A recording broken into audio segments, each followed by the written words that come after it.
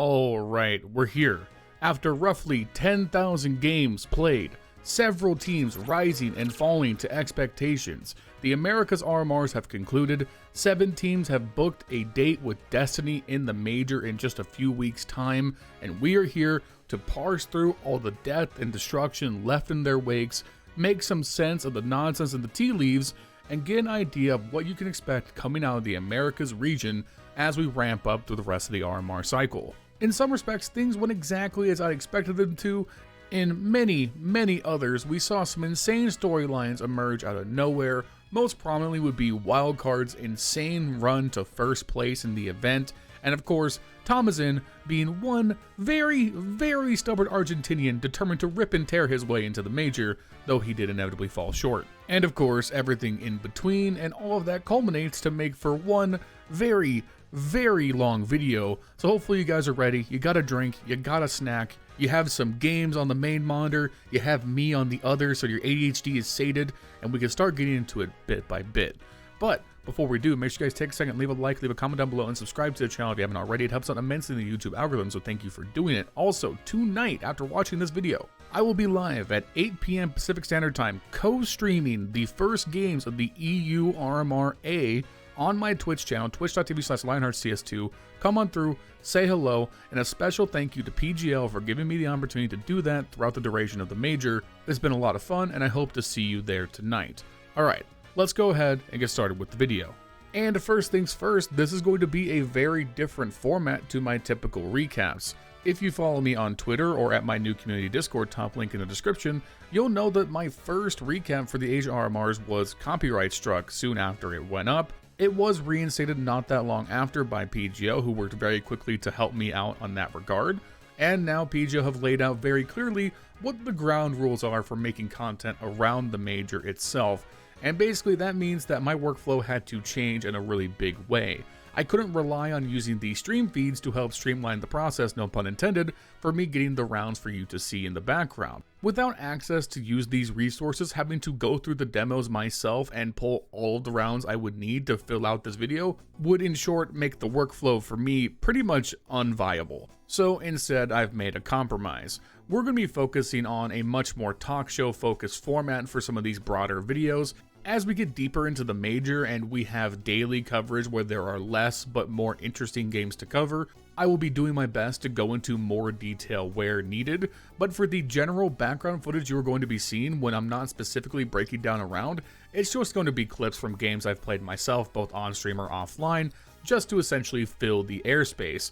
So if you are going to be watching this, you can also enjoy it audio only. I will do my best during the commentary to bring attention to when I'm talking about a round in specific if you want to watch the demo footage there. This keeps how many hours I am working in back-to-back days very reasonable, but also allows me to continue to produce pretty much the same thing I have been doing for the last few months. Hopefully, after some further correspondence with PGO, I'll be able to use those stream assets at some point, but if I can't throughout the duration of this Major, this is going to be the compromise going forward. Hopefully you guys understand, I need to walk the tightrope where I'm not risking my channel being up, but also be able to produce the content that I know you guys enjoy and that I enjoy making. Thank you guys for understanding, and let's go ahead and start talking about the results. Alright, we're going to work our way from the first place teams all the way down the bracket. We're going to talk about all the qualifying teams first, and then we'll talk about some of the notable teams who didn't make it, and then we'll wrap up our final thoughts at the end. And what a place to start. We're going to talk about one of our 2 first place teams, the surprise of the tournament for my money, and that's Wildcard. Wildcard are definitely that team that exists in the weird space in NA where they are not good enough typically to make it into the international events like Complexity and Liquid, so they spend a lot of their year in domestic competition, only occasionally making it across the pond to some lower tier events. And going into the RMRs, I think most people saw the lay of the land like this. Liquid and Complexity were on a tier of their own as they're some of the best teams in the world, and then right below them was M80 as like the next most legitimate NA org, and then below them would be Wildcard, followed by teams like NRG, Boss, and Nouns. But now we're on the other side of it and we saw how things played out here. I think it's pretty definitive that Wildcard are easily the best team behind Complexity and Liquid in this region. And it starts 100% with the man at the helm, a true legend in Stanislaw. Now, despite his reputation, and if you know, you know, Stanislaw is real, but one thing you could never question was Stanislaw's ability as a tier 1 caliber in-game leader. He's arguably the best mind that North America has produced at the in-game leading level that's not been banned like Steel. His ability to pre-game, metagame, counter-strike his opponents is unreal, and we see that right away where they start off their tournament run with a really gritty but excellent overtime win on Inferno against Team Liquid. Going into this, I thought for sure Liquid would cruise to an easy victory. They have the much better talent, and even though Stanislaw is way better of an in-game leader than Twist, the caliber of player on Liquid would just be better than what Wildcard could bring to the table. But if you watch this game, you'll know that Wildcard's system was so unreal good on Inferno throughout this event. Their T-side strategies were excellent, their team play was immaculate, the way that they team flashed was honestly like Astralis-esque, where just there were many points where Liquid players had no chance of firing back at some of these entries late into the round. Like, no exaggeration, I obviously watch a lot of games throughout the course of these events, and Wildcard throughout the RMRs ran one of the best systems I have seen on Inferno pretty much in the last 6 months, and I really don't feel like I'm exaggerating that much. I think of G2 as kind of the hallmark of a great Inferno team, but they live and die off the fact that their individuals can take space so confidently. Whereas when you watch Wildcard play, it's the way they set up their individuals that allows them to exceed. Once again, the flash support, allowing Stanislaw to get picks at Arch on CT side, or get JBA, Sonic, up Banana on the T side. It is truly incredible to watch them play this map, and it leads to them leaving very few openings. While yes, Liquid started off this game by being very dominant on the T side, Wildcard handed it back in spades, and despite Ultimate having an amazing game in his own right, Wildcard just came across as more efficient, and you saw that especially in the overtime where they didn't look bothered at all. Now there is one caveat. Twist had a horrible first game, ending with 7 kills even after the overtime, and that's just not going to happen that often. If you replay this series multiple times, I'm sure Liquid is going to win it more often than not, but Wildcard showed here that there's just a lot of potential in these individuals. Suspi, Sonic, Fozy, JBA all had their moments throughout this run, and from here, because they got that upper bracket berth, they were able to kind of just steamroll their way straight out into a major spot. They followed it up with, once again, a great victory on Nuke against Pain Gaming, someone we will definitely be talking about in just a few minutes. Pain, also another one of the best teams in this field. NQZ was having an insane tournament. He wasn't slowing down at all in this series, but JBA, this young talent that Stanislaw has just been propping up and trying to bring up and mold into a star, is just starting to pay off dividends. He was great here. The 2 Europeans they brought over, Fozy and Susp, have been great since their introduction, and Sonic kind of reminds me of Flompy in this team, where he's not necessarily going to always jump off the page at you statistically, but he has great individual moments. And here they kind of caught Pain Gaming being a little bit of a slow start. Big Azera doesn't have the best map, and Wildcard once again jumps out and gets another upset victory.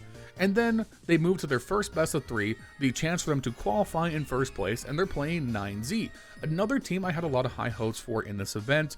But 9Z, while they were doing good to start this event, this was certainly the sign of bad things to come from them, as they weather out an insanely close overtime game on Nuke, though Wildcard does take it in the end. And then once again, Wildcard being unstoppable on Inferno, runs them over 13-6, and despite Buddha, Wasopeak, and Martinza trying their best throughout this series, again, the team play is what was so elite from them throughout, and you just don't see that out of NA organizations that often. And overall, when you look at their run through into the major here, this is legit. You know, there's going to be a lot of questions about some of the other teams who did make it in terms of the teams they had to face, but Wildcard went through the gauntlet and just rose to the occasion every time. Super sick to see them get through, and I'm really happy to see Stanislaw get the love that he's frankly been deserving for many years. Now, for our other first place team, I'm certainly in a weird position where it's a tale of 2 takes from me. On one hand, I'm very happy because I said in my hot takes video that MiBR, for me, are the best roster out of Brazil, and that was definitely a hot take. So to see them go through in first place validates that, but at the same time, when you look at the run they had to go through to get there, it's certainly one worth a little bit of scrutiny, because in their first best of 1, they played against Crew, who just were not good at this event. Then they played Imperial, and listen, domestic games, Brazilian versus Brazilian, anything can happen. It doesn't matter who's better than who. They're always going to bring out the best in each other. But still, MiBR looked like the better team here and took that victory relatively quickly, 13-9 on Nuke. Now, where you absolutely cannot mess with MiBR is the fact they had to beat Complexity to qualify as fast as they did, and they took care of work against Cole, which on one hand makes me sad because I like Complexity a lot, as we all know, but at the same time, it validates the first take. Overall, I'm extremely happy with how MiBR played throughout this event. I think we saw a lot of the signs of the promise that LionHeartZ was going to bring initially. He looked much better in terms of his fit with the team, more comfortable as an individual, and his stats corresponded with that nicely. The surprise for me was that Insani did not have to hard carry, which I feel like is pretty typical for what you want out of MiBR. He was by no means bad, but he wasn't playing at an out-of-his-mind level. It was definitely the other players who stepped up in big ways, whether it was Exit, who was very crucial in their game against Imperial, just hard carrying on Nuke, had some amazing individual rounds down the stretch, including this excellent 1v3 late on the T side that helped them to tie up the game and inevitably take the lead and win the map. But we also saw plenty of good rounds out of Safe, and again, LionHeartZ just looked much more comfortable and bedded into the system, which means that MiBR are now going to start realizing that potential. And you definitely see it when you look at some of these rounds against Complexity, like here on Vertigo, it's round 9. Complexity are in the lead in terms of the economy. They're bringing a much stronger buy into this round, whereas MiBR are just working with scraps, and even worse, Complexity are going to work onto the A site, the harder site to hold for the CTs. And simply put, MiBR blows them up. It's a little bit of everybody getting involved. LionHeartZ gets the nice opener on a Liege over the top of the smoke, and then the rest of the dominoes fall in short order, like there was no discrepancy in the firepower in the first place. So yeah, really good stuff. I'm feeling more and more confident about my take about MiBR the more I watch them play, and I hope they can keep up this form going into the opening stage. Now, to the shock of nobody, our next two teams to make it through into the major are Team Liquid and Complexity. They're clearly the two best teams in this field, and despite them faltering at some moments, they still played to their level that we would expect, and they're through relatively cleanly. They didn't have to go into any weird games where they were facing elimination. They just had a few hiccups here and there, which is fine. For Liquid specifically, we have to start and end this discussion around Ultimate. He has been the most important piece for this team, and his last 3 tournaments have been absolutely dreadful, horrible, sub 0.7 rating in some cases. You just don't want to see that from a kid who showed so much promise when he broke out at the beginning of the player break. And this was a great tune-up for Ultimate. Obviously, he was not going to be threatened in this field. There is no top 10 caliber Opper present here, other than Fallen, who last time he was one of those was almost a decade ago. So while I'm still certainly concerned about Ultimate's ability to play top 10 opponents, play the style he's shown so far, and be as efficacious as he was in those first couple of appearances, this was a great moment for him to just see some good games. Just see himself succeed in the server, hit some ridiculous shots, and just feel good. Sometimes you just gotta beat up on the worst teams to find your groove, and hopefully that's the case for Ultimate. Everybody else on Liquid, it's pretty much looking exactly how we would expect. Nafly is still arguably the second best piece on this team, considering Twist can be inconsistent now that he's the in-game leader. I think JKS looked really good as an anchor. The only other problem for Liquid will remain Yakindar. Now, a personal anecdote, whenever I stream myself playing Premier and getting destroyed, we affectionately refer to my brother Wolfmus as the coin flip. Why?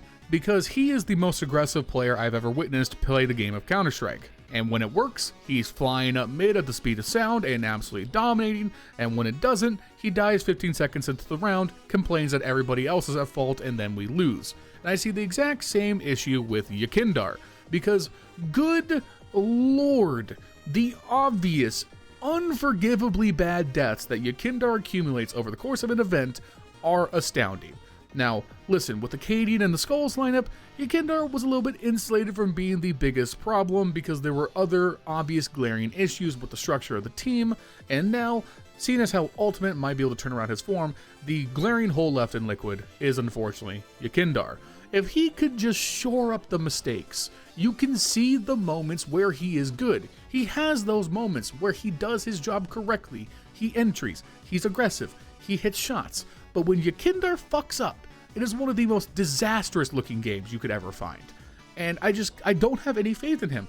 I don't know how to put it any other way than that Yakindar is a coin flip. And when you're trying to win championships, when you're trying to make deep runs in the major, you cannot rely on a coin flip. And coming out of this major cycle, regardless of what happens, it's very clear that Yakindar should be on the chopping block. He is most obviously the piece you would want to replace on this roster. Switching over to Complexity, I think once again this was basically what you would have expected out of a Complexity run. Yeah, they had some ugly rounds, yeah, they lost a game here or there, but overall, you were never worried about them getting eliminated, and that's because Elige, Floppy, and HeartZ all had great performances throughout this event. And honestly, I think I've come around on HeartZ a lot more than I have previously. In previous coverage, I've definitely been pretty adamant that HeartZ and Grim are the two most replaceable pieces on this team, because HeartZ has been definitely inconsistent the whole year, and Grim has basically never realized his potential as a star player. But we're at the point where it's like, finding a replacement for HeartZ that is just a straight upgrade will be difficult, and I think because of that, I'm more willing to stick with HeartZ on a longer time frame. It's Grim who is most immediately needing to be replaced. Much like Yakindar, he is just a black hole in this team. He rarely has games where he has significant impact. They are few and far in between. He just kind of just gets by putting up similar output to Floppy, but he doesn't have the same upside of being a support player. He takes up space like he is a second star on this team because he's supposed to, and he doesn't ever realize that in terms of his impact. And so we end up stuck in the same old cycle. Elige has to pop off and be incredibly good for Complexity to look like a real threat. HeartZ has to be pretty much right behind him to realize that, and then you need Floppy and JT to put out the same consistent performances they pretty much have the whole year. Complexity feels so close. Like, let me just put this thought into your head for a minute. You cut Grim and you sign Lake tomorrow, Complexity wins trophies. Like, I honestly believe that, because JT is a perfectly serviceable, honestly great international in-game leader, so you have the right system. Floppy is an underrated support piece, and then you have the superstar in Elige, the young gun in Lake, and then you know every once in a while HeartZ's gonna have a crazy pop-off game himself. That version of Complexity would be straight fire, but right now Grim just feels like a millstone around this team's neck is gonna continue to bottleneck their ability to thrive. Alright, I'm going to get off my Complexity high horse for right now, and we're going to move on to the remaining teams to make it through, starting off with another team that I expected to get through quite easily, and that's Pain Gaming. And honestly, there's not much to say about Pain's run here at the RMRs, because outside of that tough loss to Wildcard during the best of 1 rounds, they pretty much just cruised through the bracket and got out relatively quick. They destroyed the Nouns, not surprising. They took care of Imperial with impunity, also not surprising. And then they decimated 9Z, which was a little bit surprising, but 9Z were on their own path to self-destruction, something we'll cover in just a little bit. The key takeaway for me from Pain Gaming is that Bubblesj was still looking great tactically, though he was not nearly as effective individually, but pretty much everybody else on Pain Gaming stepped up to the moment. NQZ was the top rated player for the entire field, though honestly that one is a little bit fake because he was only 0.02 rating better than Tomazin, but Tomazin for Bestia played nearly double the maps and was still basically putting up the same numbers. So really Tomazin was the best player at this event and NQZ was probably the second, but we're kind of splitting hairs. The point is he was incredible for the games he did play. Not far behind him was Cowes, and then not far behind him was Lux and Snow, meaning that all 4 of the non-Bubblesj players in Pain Gaming were represented within like the top 13 of players in the event, which is incredible. I believe they were the 2nd or 3rd best team by rating for their time there, and they just were rolling. Now, if you wanted to be cynical about Pain Gaming's run here, they didn't play any of the like top caliber competition. They didn't play Furia, Complexity, or Liquid, or M80. Really the only like competitive team going into it for them was 9Z. No one expected Wildcard, and in retrospect that seems a little bit absurd, but that's just kind of how it is. We can only look on that with hindsight. But outside of that, they pretty much played relatively easy opponents, and 9Z weren't competitive in their series anyway. But I don't think that really discredits Pain Gaming at all, in my opinion, because we've seen what they can do. We know what the upper level of this team is, and I'm just excited that we get to see them at the major once again, and unlike at Copenhagen, I think they're really poised to do something in this field. However, I feel much less confident about our next team to make it through, and that's Imperial. And I think we can just cut straight to their results here, and we can scrutinize them quite heavily. Imperial did not play any non-South American or Brazilian team in their path out of the groups. They played Case, which they took care of easily because they're not a good team. They lost to MiBR, they lost to Pain, and then in their best of threes, they played Crew, who are not good, and then admittedly, they had a close-fought series against Red Canids, but honestly, I don't really think Red Canids are that great of a roster either. So out of all of the teams who have qualified so far, this feels the most fraudulent to me, especially because of the format. And this is where honestly I'm not super clear on the rules here, so if somebody in the comments can clarify for me, that would be great. But when you look at the HOTV page, you see that there's a big log jam in the 3-2 section of the group play. And this pretty much ended up in a weird position where, because M80 beat Bestia, which we'll talk about more in just a minute, M80 were in a position where they were waiting to see the outcomes of Imperial versus Red Canids and Furia versus 9Z. And if Furia had won their series and Red Canids won against Imperial, M80 would qualify straight through to the major, and then those teams remaining would battle it out, and the winners would go down to the 7th place decider. However, if Imperial won against the Red Canids, which they did, they would qualify, and M80 would have to drop down to the 7th place decider no matter the outcome of Furia versus 9Z, despite all three of these teams, Furia, Imperial, and M80, having the same record in group play. Which leaves M80 kind of with the short end of the stick, because they were in a position where they won their series against Bestia, but then no longer had control on their ability to be qualified or have to play another game or not, and had to wait for those results to come in. Imperial take this game against Red Canids and qualify straight through, instead of having to drop down and play that 7th place decider.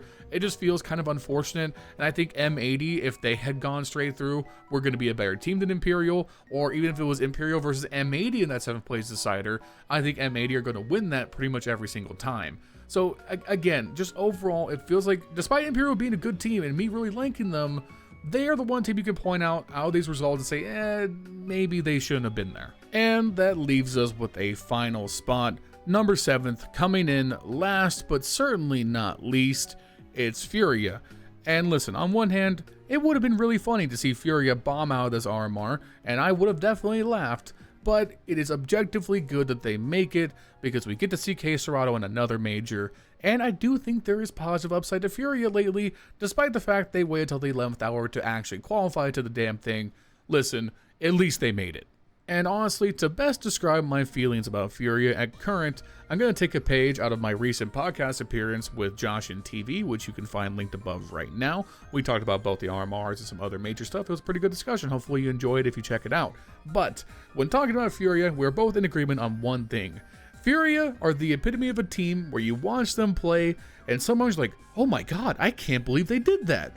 And then there are a bunch of rounds where you're like, oh my god, I can't believe they did that. It's purely feast or famine, and when they're feasting, it's KSerato, it's Yuri, it's Fallen rolling back the years. They're just walking through places, dropping headshots, dropping dick, winning rounds. Furia look amazing, and then they make just some of the worst boneheaded mistakes you'll ever see. Like if Yakindar was an entire team, that's the caliber of mistakes that Furia tend to make. So I'm sympathetic to the Furia fans out there, because it must take years off your life to watch this team trip, fail, and stumble, but still just barely qualify through the majority of these tournaments. Like, just look at their run here. They lose a double overtime game to Legacy in the opener, and you're like, oh god, it's gonna be one of those Furia tournaments. They're gonna disappoint. There's no way.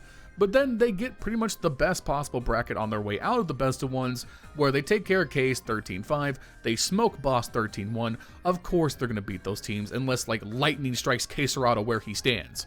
And then you pull up to the first best of 3, it's Liquid, and that series, if you just pull up the scores, by the way, was Liquid deleted them on the first map, Furia handed back to him on Dust 2, and Liquid destroyed him on the third map.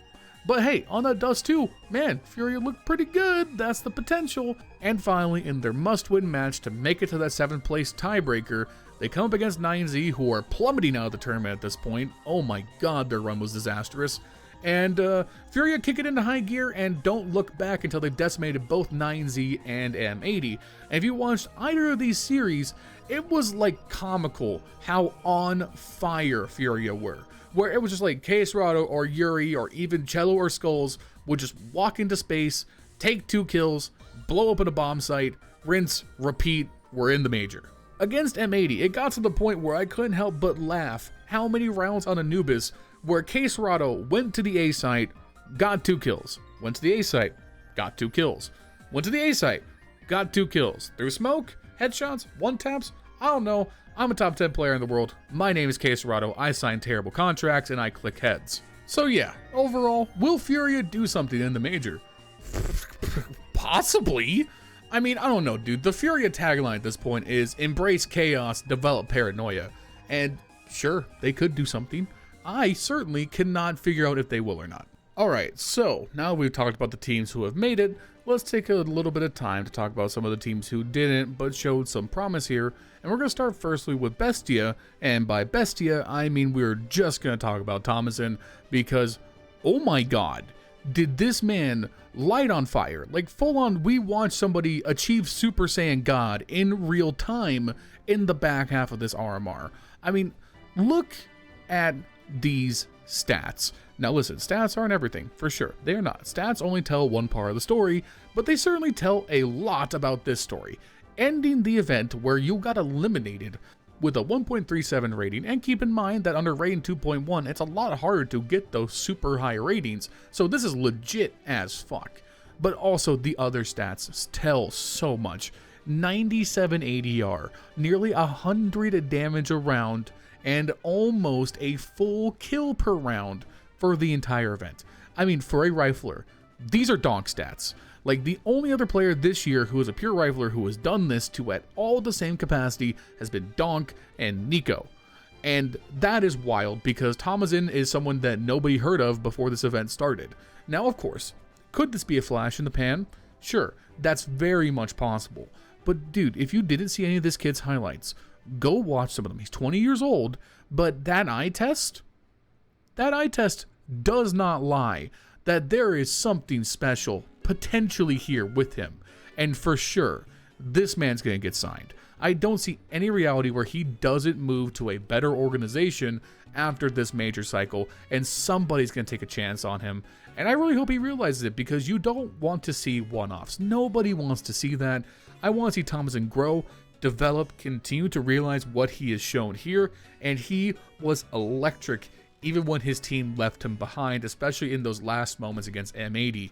And what's crazy was, despite nobody else on his team doing anything to help him on that Anubis map, he was a one-man Terminator. M80 looked shook to go anywhere within 30 feet of this guy with an AK in his hands. And that's for good reason, because he was a monster. Moving on from there, the other obvious big disappointment in this event was M80 tragically not making it, despite being a team that pretty much everybody expected to make it out of this field. And yeah, listen, I do think they were a little bit of a victim of the format. They had some very tough series they had to grind through. They had to deal with some insane games against Bestia down the stretch. And then, unfortunately, they got ran over by Furia in the final hour. But listen, let's just look big picture for a second. Everybody was pretty much sold out on M80 after the Malb's departure. No one knew what to expect out of Lake. And Lake has shown the quality to become pretty much the next North American superstar if he continues to develop upwards.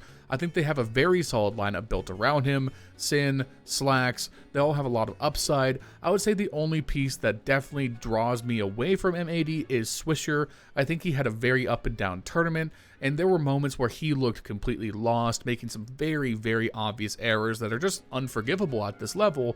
And if that was a little bit better and Lake played a little bit more to the superstar level we've seen in various moments, then yes, I do think we're looking at M80 making it out of this field. If they drew a different bracket, I really think they would have gotten out.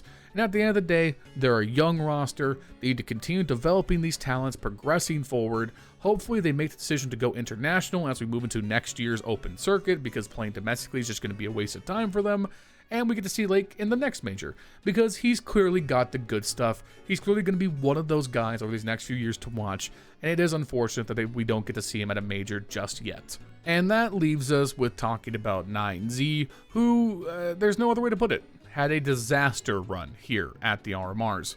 They were a team that have been together a lot longer than most of these rosters, have shown great consistent team form, and Martinez, Wasso Peak, these are great individual players. I really had full confidence that 9Z were going to make it out. I didn't think they were necessarily going to go out high up in the bracket, maybe in like a 5th or 6th spot, but seeing them play as badly as they did down the stretch was truly surprising. I mean, 3 straight best of 3 losses where you failed to win a single map is just, it's rough. It's very rough. and they went from being one of the top seeded teams to crashing and burning in epic fashion. And yeah, I don't know where they go from here, because do you make a roster move in the post-major wake? Do you make a move to try and go international so you don't become kind of a victim of the domestic competition underneath the Valve ranking system? The future for 9Z is perilous at best, and that sucks because they were, again, one of those teams in the top 50 to top 20 who had moments throughout this year of showing some real promise. And then we come up here where they could have made a move, got into the major, really got that boon of money to hit them once again, and they crash and burn. And listen, this video is now close to 30 minutes long. The rest of these teams, I pretty much have nothing really substantive to say. They were the teams that were for sure not going to do any damage outside of some really weird cases. Red Canids are arguably the best out of this bunch, but even then, I never saw them making it out of this qualifier, so I'm just going to cut it there. Not really much more for me to add. So, we got the EU RMRs. They're literally starting tonight, like I already said. I'm going to do my best to actually put out a recap like in between before the RMRs end, so we're not doing 30-minute videos back to back to back, and we can space out and talk about some of these games a little bit more. So hopefully you guys will enjoy that. Make sure you like, comment, subscribe, all that good stuff. Shout out to my channel members, Justin, Jesse, Furley, Bubblesj, Milan Berta, and Dr. Cocktor. If you want to become a channel member, you can do so at the link in the description. It helps me out directly, so consider doing it if you have the spare change. While you're in the description, you can also come join my community Discord. Like I said, we are going to be co-streaming throughout the duration of the major, so come join, hang out in stream, twitch.tv/LionHeartZ2. You can chat with me, chat with some of the members in our ever-growing community, and we can have a good time. Other than that, I'll see you guys soon with another video. Peace.